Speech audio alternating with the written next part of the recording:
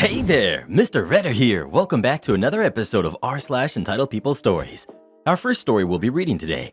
My boss expects me to work overtime because I don't have kids. After that, am I the jerk for renting out my husband's man cave? And after that, I walked out of the restaurant because my girlfriend is a slob. Now for every thumbs up this video gets, one Karen has to work overtime. I work overtime every day. I've had to sit here for thousands of hours listening to you read. So please smash that like button and subscribe and turn on notifications for new stories from Reddit every single day. My boss expects me to work overtime because I don't have kids. I, 18 female, started a new job a bit ago. For the most part, I really enjoy it. It's just difficult as I need time off about once a month for doctor's appointments that I absolutely can't miss. Recently, my manager has started keeping my department 2 hours later than usual to help with extra work. At first, this was okay. I didn't mind the extra money, but it started happening every day to the point where all I did was basically work, shower, and go to bed. I didn't have time for anything else. Yesterday, I went to my manager and told her I'm happy to help with extra work sometimes, but I won't be staying every day. It's overtime, which I cannot legally be forced to do. She said this was okay, and I thought that was that. Today, she came to me and told me that she needed me to stay anyway, as there were people with families who needed to go home. I told her I also have a family I want to go home and see, and she told me she only meant people with kids. I told her I'm sorry, but I won't be staying later every day, and parents don't have some rightful claim to leave that I don't, just because they have kids. She told me that legally there was nothing she could do to force me, but that it would be extremely selfish of me to force these people to miss out on time with their kids and potentially pay more for babysitters and such. I told her again that I'm sorry, but that's not my problem. And I also have a life outside of work that I want to live, as does everyone else. Mine just doesn't involve kids. She left it at that, but I've definitely been getting side-eyed by people who I know have kids, as I have overheard conversations on our line. Ultimately, I don't care. I'll still be staying to help about half the time, but I do need time for myself as well. Am I the jerk? Edit. I live in the United States. We don't have labor laws that benefit the worker over the corporation. Also, the time I need off for my monthly appointment is usually the last 2 or 3 hours of the day the appointment is on. I'm never taking a full day or multiple days off for them. Not the jerk. The best time to find a job is when you already have one. My dad used to tell me that all the time. He was right too. When you have a job, you get to be picky about your next job. The one you have now sounds like a disaster waiting to happen. They'd rather pay overtime for multiple people every day than hire additional staff? That's simply throwing away good money on wage expense. If I were in your shoes, I'd start looking for another position immediately. Oh, and you're right. While society generally does give parents a pass, they should not be entitled to it at the expense of other employees. Am I the jerk for renting out my husband's man cave? Since we moved into our house 3 years ago, my husband lives in his man cave. The walkout basement that he plays video games in mostly is a 1-bed, 1-bath with a small bar area that can serve as a kitchen. He only comes up for food, to prep for work, or to sleep, and it's been bothering me because he never helps with the housework or our 2 sons. But at least he goes to work, so I let it go and leave him be. 5 months ago, he was laid off of his job and has been applying for another one in sales. Right now, he's collecting unemployment, and along with my teacher's salary, it isn't enough to cover everything. My son, who's 9, has been playing guitar for 4 years and loves it. But his lessons and guitar are quite expensive, around $300 a month, and my other son does kickboxing, which is $170 a month. I didn't want them to have to give up their activities, so I looked for other ways to make money. My husband is very prideful and won't work a job beneath him. I've already tried to convince him to work a $16 per hour cashier job for our family friend, and he refuses because it would be humiliating having friends see him work at a cash register at 37 years old. So I found that we could rent the basement out for $1,100 a month, and it would allow my sons to stay with their activities. I told my husband, who refused, saying it was his space. I argued I didn't get a space, and if he wanted to keep it, he should get a job while he's looking for another sales job. He got angry and told me it was his house and he won't allow it being rented out. We both put down payments down, and we both make money in this house, but it's his house? I told him we are not making ends meet, and he told me to cancel all unnecessary spending, including our son's activities. I argued if he got a job or agreed to rent out the downstairs, they wouldn't have to, and he said that wasn't his problem. I posted it onto Facebook just to see if anyone would be interested, and a student reached out. She's a college student who wanted to rent, and it was a perfect fit because she didn't have a pet and was going to be gone most of the day anyway. I said okay and went excited to my husband, who was really upset, saying we aren't renting out his space. I was upset he wouldn't sacrifice anything for our sons when I'm working and raising them, and he isn't working now, but isn't doing anything to help. I told him I was moving out with our sons, and I think he recognized I was serious and gave up and told me to do whatever I wanted. I moved his gaming stuff to our living room, and the student moved in today.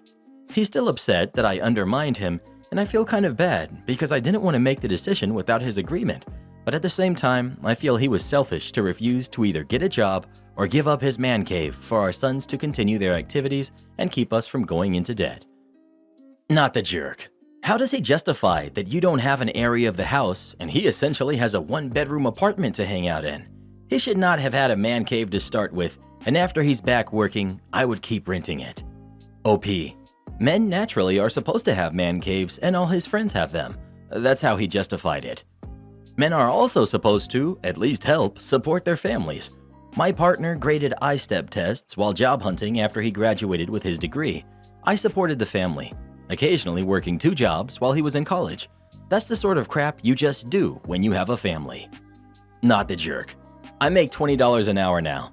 I don't have kids, but I guarantee you if I had to work in fields beneath me, I would. That's utter BS. I don't understand people like this. When you need a job, you get one.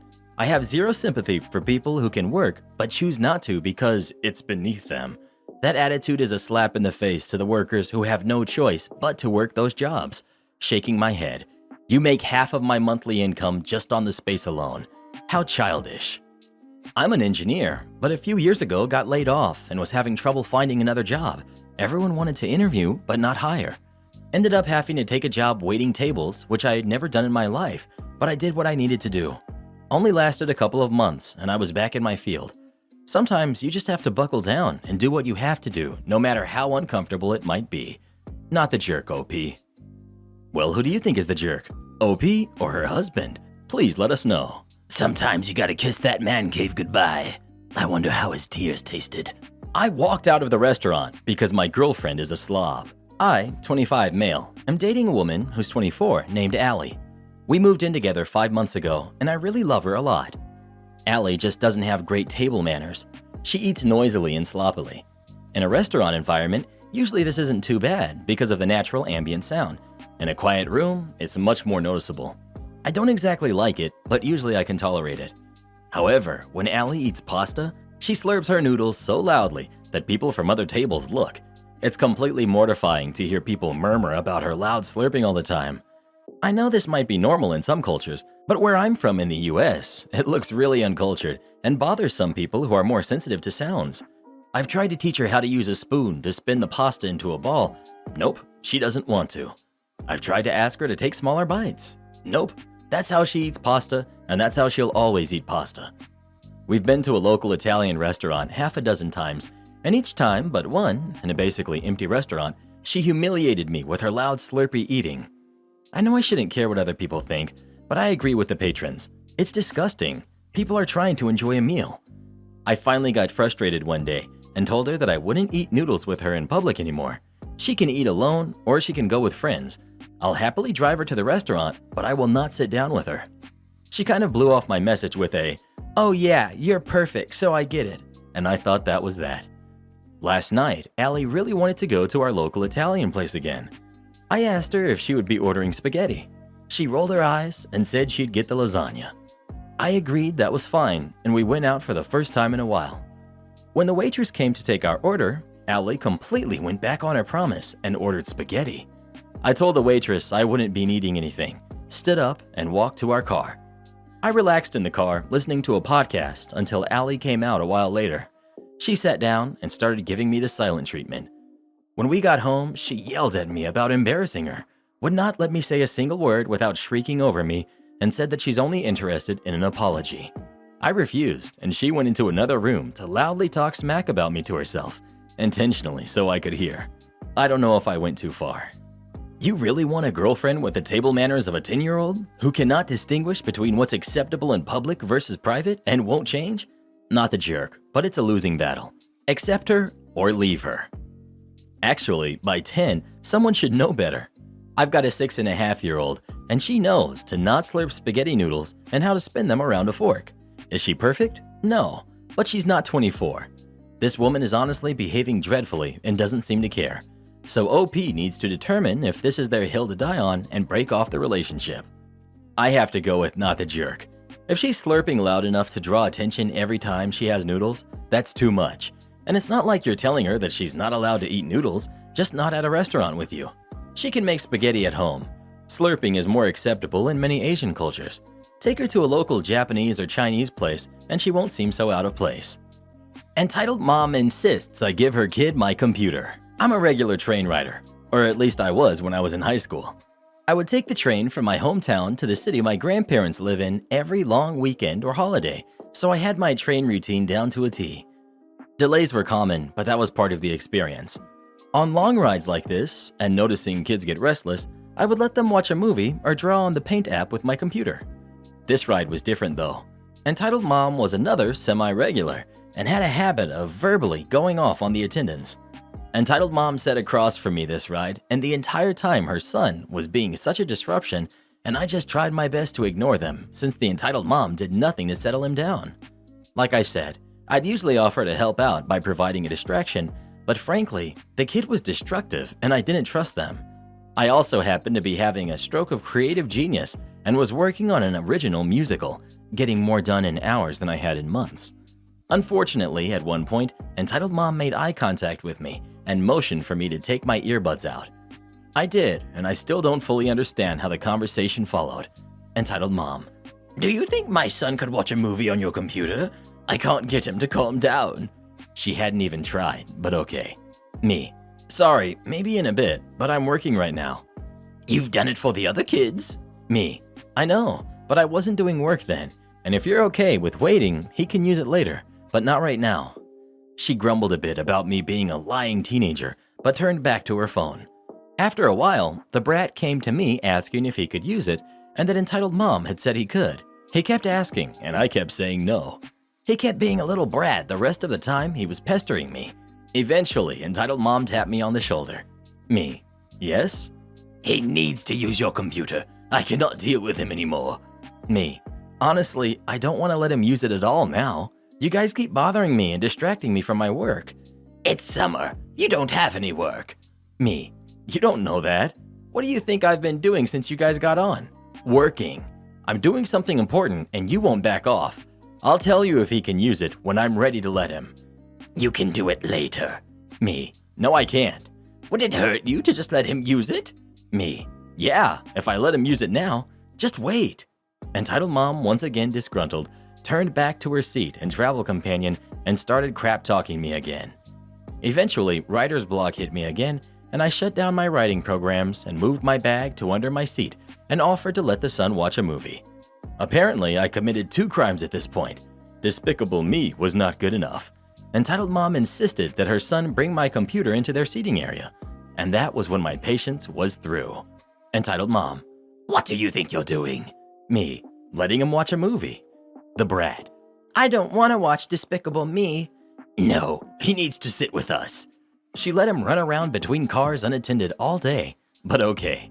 Me: "I mean, you're right there. You can still watch him, and I only have a few kids' movies, and I thought this was better than Frozen or The Little Mermaid. I have a younger sister. She likes princesses." He sighed and just started watching, but entitled mom stood and grabbed my computer off the tray in front of her son, and I was livid, and I snatched my computer back. "He has to sit with us." Me: "Not with my computer, he doesn't." As she was losing it on me, I grabbed my bag and left to the window car. The amount of light gave me a headache, but I just vented to the attendant, who I knew well, and they vented back to me about her crappy behavior. He gave me a free hot chocolate, and I tipped him $40 because I only had to deal with her for half her journey.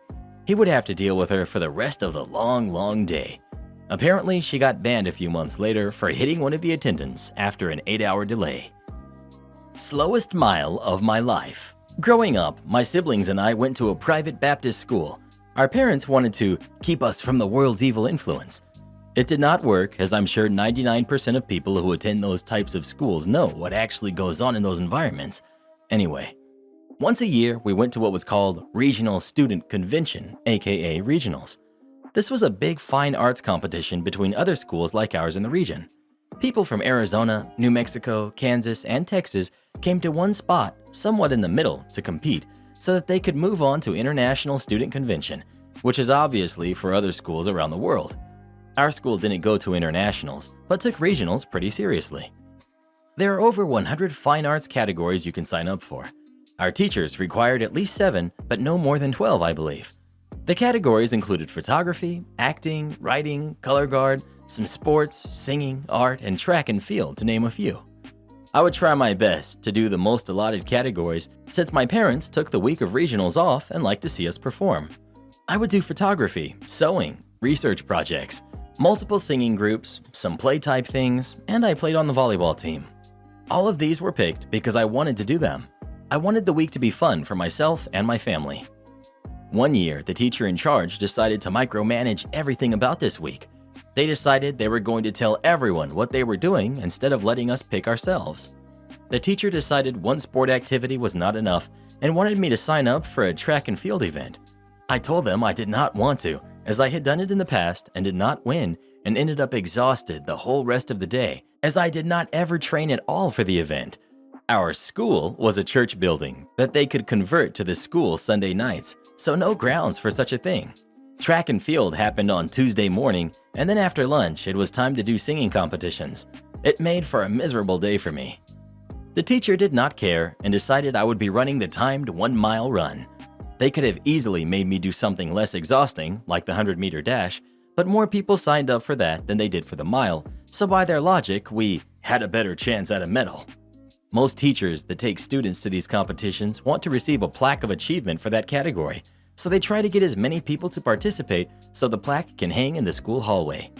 The teacher did not care that I requested not to do this and told me, "You will sign up for it. Even if you walk the whole mile, you will participate." I replied with, "Yes, ma'am," and filled out the required paperwork. I'm sure you can see where this is going. The day of the competition comes, and we are all warming up, waiting for our events. The teachers are all there cheering us on, as well as other students who were not competing. That part's fun, just hanging out with your friends.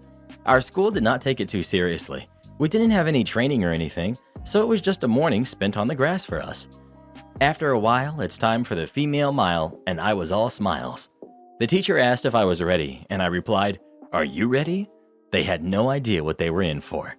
I lined up with all my fellow competitors and waited for the sound to go off. Once off, I did a little jog, and of course, everyone rushed past me. Then I walked. I walked the entire mile, which, if you don't know, is 4 times around a track field. There was so much confusion, and many people came up to me thinking I was hurt. I replied to them all, "I'm fine, just doing what my teacher told me to," with a smile and a wave. The officials were confused. The other competitors were confused. Even my parents were confused. I turned what would have been a 10 to 20-minute event into a 35-minute event, which is a lot of time considering they could not start anything else till the female mile completed, so everything was at a standstill because of me. I eventually finished, and my judge didn't even give me a completed time since it was so ridiculous. I did finish in 6th place since there were only 5 other competitors, so I still got a medal. Woohoo for me. When I tell you the principal of our school was mad, I mean if it was a cartoon, there would be steam coming out of his whole body. He was silently screaming at me, telling me how much I embarrassed him, the school, myself, and most importantly, God. I very calmly explained, I only participated like my teacher told me to do. I know that nothing happened to the teacher for making me do the event, but I was never forced to sign up for anything I didn't want to again. Am I the jerk for not sharing my water with my boyfriend while on a hike? For context, I'm a college student and an avid hiker. My boyfriend, who I met on campus, is also a grad student pursuing a different field. We both live in the same city, but I have lived here for half of my life while my boyfriend moved here last August to pursue his degree. To put it plainly, we live in the desert. Spring just began and temperatures have already been hitting 90 degrees Fahrenheit, 32 Celsius. However, I've grown accustomed to the weather and take all the precautionary measures when going outside, especially to hike. My boyfriend is from the East Coast and also claims the title of an avid hiker.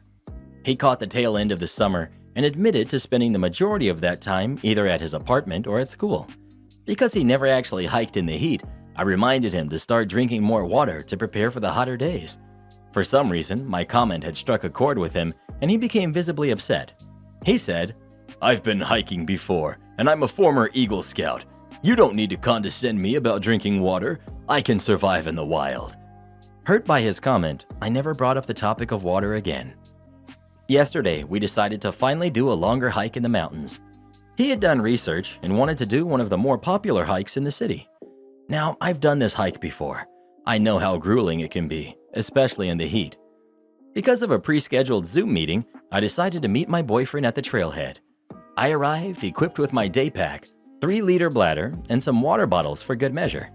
He only had one 24-ounce water bottle and nothing else. Knowing how sensitive he is about water, I decided to not say anything. About 3 hours in, I notice his water bottle is empty. Since we aren't even at the peak, I spare the extra water bottles that I packed.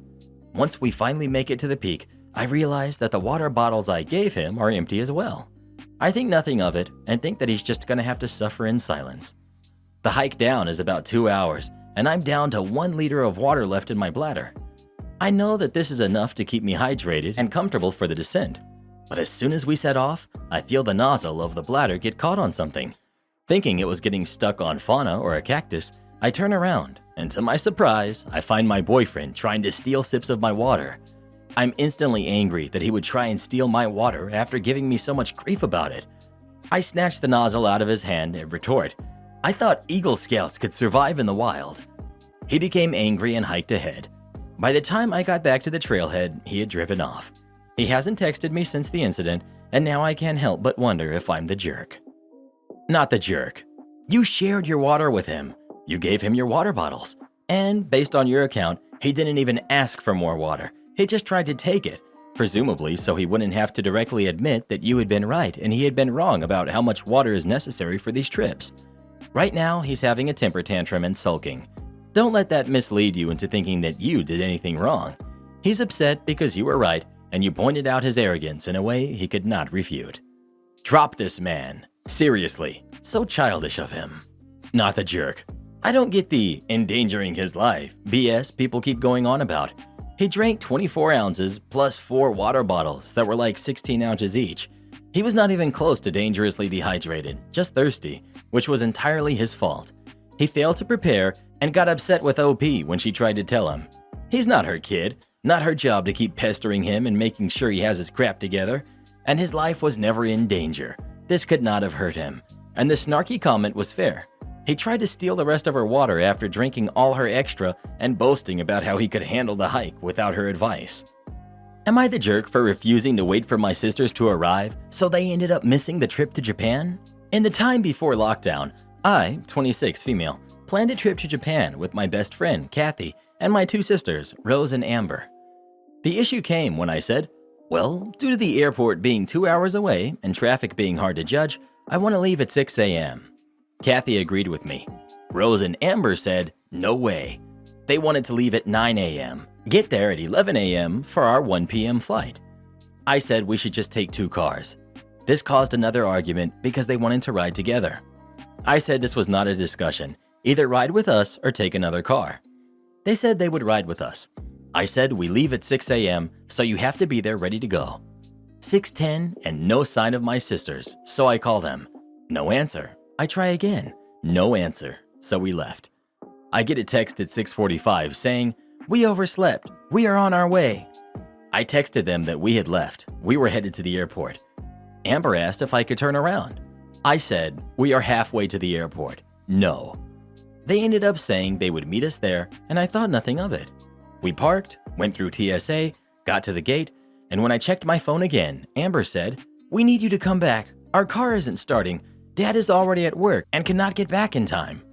I texted them that we were already at the gate, waiting to board in an hour. They said they could not afford the taxi to the airport and would get a later flight. They ended up canceling and staying home because there were no open flights for a few days. This has since caused a huge rift in our relationship. They feel like I was too harsh and should have waited until 7 a.m. for them to arrive. I told them I had been serious the whole time, had not said I would wait, and I was not going to miss out on a trip because they didn't want to wake up early. Am I the jerk? Not the jerk. You told them exactly what you would do and not do. Lack of planning on their part does not make an emergency on yours. This is on them.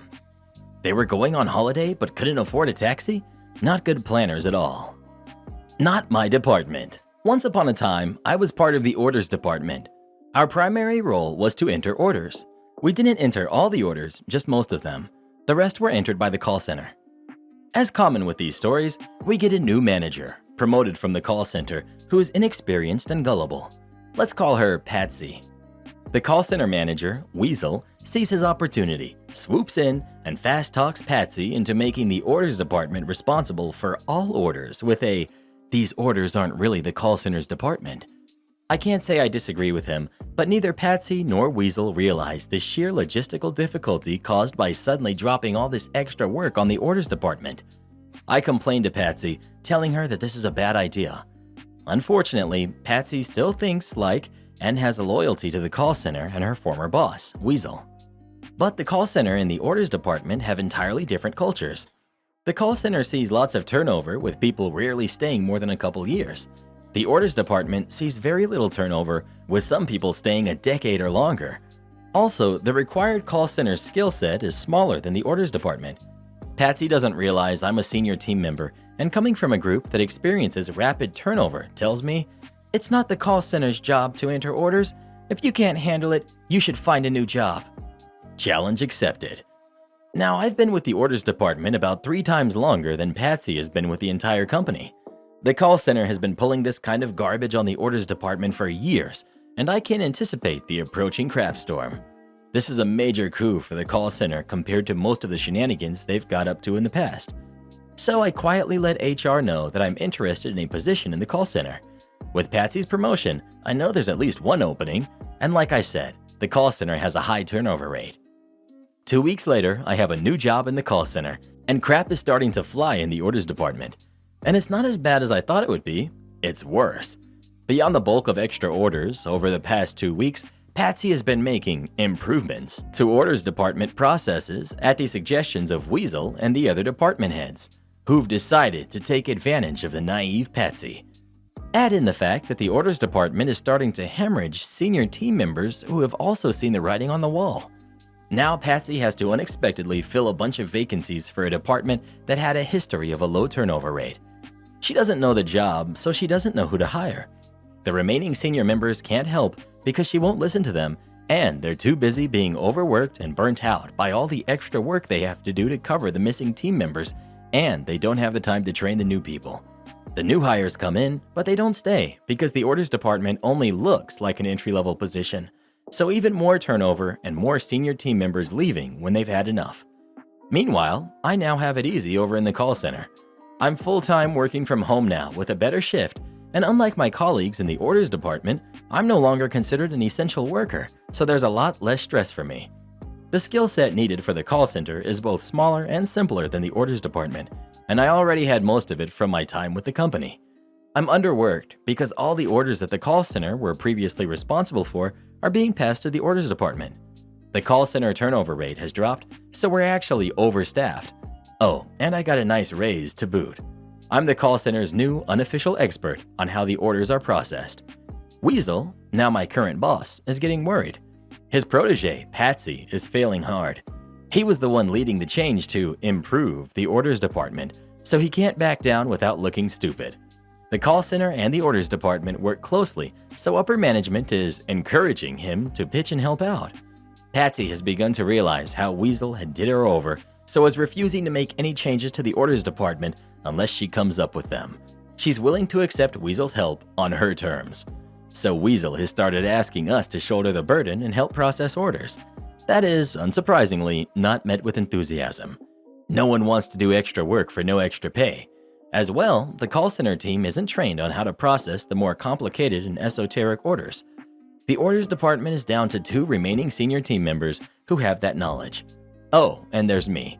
I can process the easy orders the call center was doing and quickly, and I have the skill set to crush the complicated and weird orders, and Weasel knows that I actually enjoyed working in the orders department. "So, what do you say, Squid? Can you help out?" Weasel asks, insincerity dripping from his words. I ponder his request. "Well, Weasel, I think you're right. Being in the call center now, entering orders, is not really my department anymore."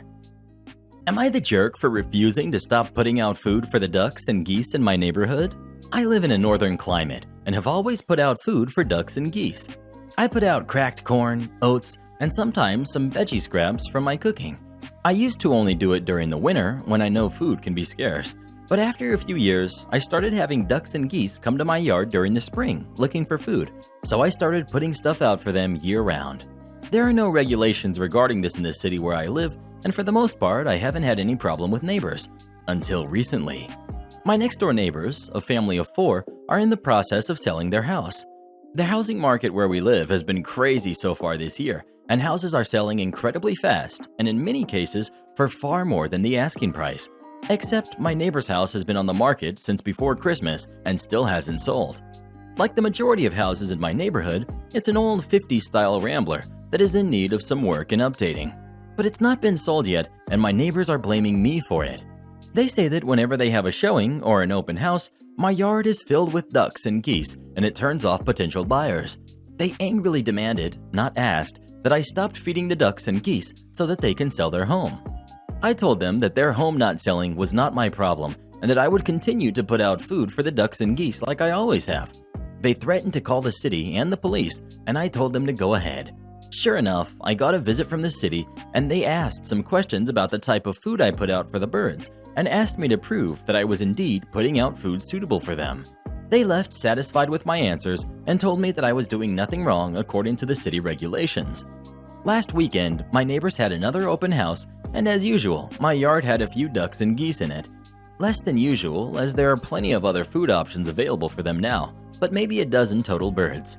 After the open house, the husband of the family came over and knocked on my door and started yelling at me that they had 2 potential buyers back out of deals directly because of me feeding the birds. He just kept yelling at me that it was my fault that they can't sell their house and that I'm the one obstacle keeping them from moving. I was very uncomfortable with how aggressive he seemed, so I told him that he needed to leave my property or I was going to call the cops. He left, but he called me a bunch of names as he walked away, and the whole encounter left me kind of rattled. I live alone, and feeding the birds is one of the few joys I have in my life. Am I the jerk for refusing to stop? Should I just stop until their house sells? Support our channel by joining as a member today, and we'll give you a shout out in our next video. Or come watch this video next. You won't believe what Karen does in that one.